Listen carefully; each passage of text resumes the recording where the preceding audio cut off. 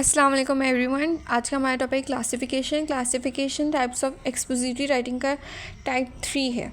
Classification होता क्या है? किसी भी एक सिंगल ऑर्गेनाइजिंग प्रिंसिपल के अंडर आप उन आइटम्स को ऑर्गेनाइज करते हैं जो कि सेम कैरेक्टरिस्टिक्स शेयर करते हैं और इनको एक कैटेगरी में ऑर्गेनाइज करते हैं। ठीक है।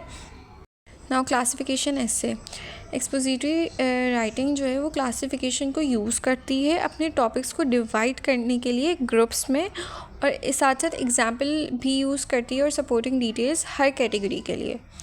नाउ क्लासिफिकेशन का क्राइटेरिया क्या होता है कि क्लियर होनी चाहिए, ओवरलैप नहीं होनी चाहिए, कैटेगरी जो है एक दूसरे में ओवरलैप नहीं करें।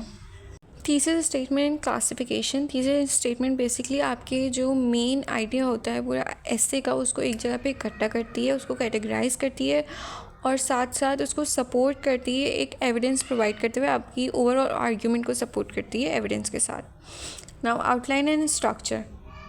आपको एक लॉजिकल फ़्लो मेंटेन करनी होती है अपने इंट्रोडक्शन से कंक्लूजन तक के, जिसके दरमियान में आपको ऑफ कोर्स ब्रेन स्ट्रॉमिंग करनी होती है, अपने कैटेगराइज करना होता है अपनी सिलेक्शन को, थीसिस डेवलपमेंट करनी होती है, रिसर्च करनी होती है और एक ऑर्गेनाइज आउटलाइन कंटिन्यू करनी होती है। ब्रेन स्ट्रॉमिंग बेसिकली होती है, जनरेट करती है एक पोटेंशियल कैटेगरी को और एंगल्स करती है without overlap. Research and evidence. अपनी क्लासिफिकेशन को सपोर्ट करने के लिए आपके पास जो इंफॉर्मेशन है वो एक क्रेडिबल यानी कि एक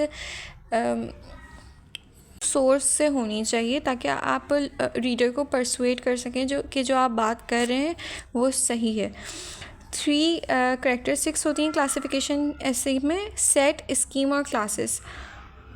सेट वो ग्रुप होता है आइटम्स का जिसको आप क्लासीफाई करने जा रहे हो, तो जबकि स्कीम में उस प्रिंसिपल को कहते हैं जिसमें आप अपने आइटम्स को मज़ीद सॉर्ट करते हैं, कैटेगराइज करते हैं, जबकि क्लासेस में सॉर्टिंग के बाद जो छोटे ग्रुप्स और कैटेगरीज होते हैं आप उसको मज़ीद एम्फसाइज़ करते हैं और एग्जांपल्स के साथ प्रोवाइड करते हैं।